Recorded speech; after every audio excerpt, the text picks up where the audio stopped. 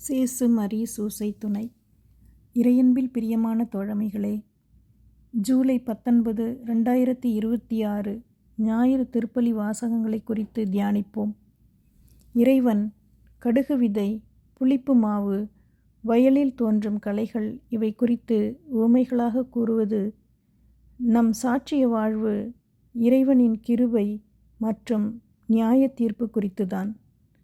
எவ்வாறு கண்ணுக்கு தெரியாத புளிப்புத்தன்மை மாவு முழுவதையும் நல்லதாக மாற்றுகிறதோ, அதுபோல நம்மிடம் உள்ள நல்ல குணங்கள் நம் குடும்பத்தையும் சமூகத்தையும் நல்வழியில் மாற்றுவதாக அமைய வேண்டும்.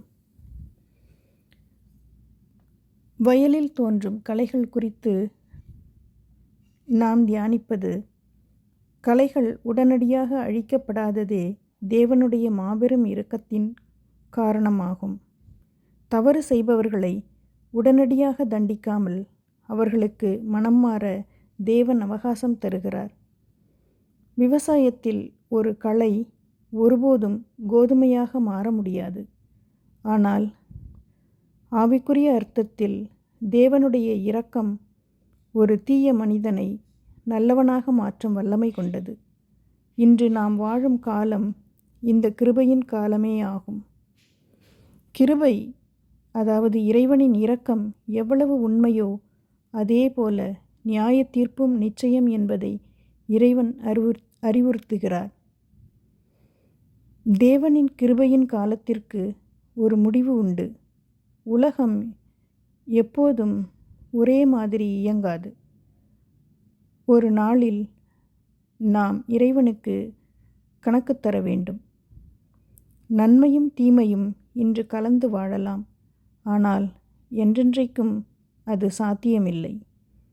தீமை செய்கிறவர்கள் பிரிக்கப்பட்டு தேவனுடைய சமூகத்திலிருந்து தள்ளப்படுவார்கள்.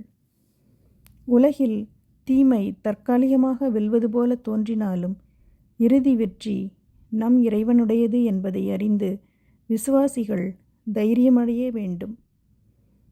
தேவனுடைய அன்பு மற்றும் நீடிய பொறுமையை நாம் அலட்சியம் செய்யக்கூடாது.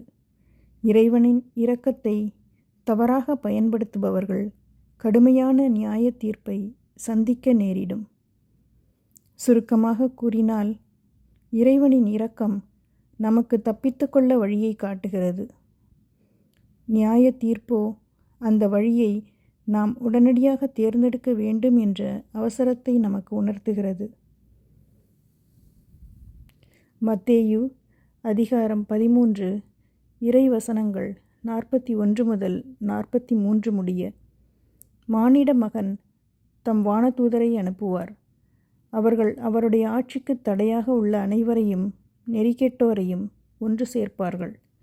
பின் அவர்களை தீச்சூளையில் தள்ளுவார்கள். அங்கே அழுகையும் அங்கலாய்ப்பும் இருக்கும். அப்போது நேர்மையாளர் தம் தந்தையின் ஆட்சியில் கதிரவனைப் போல் ஒளி வீசுவர். கேட்கச் செவியுள்ளோர் கேட்கட்டும். எனவே இறைவனின்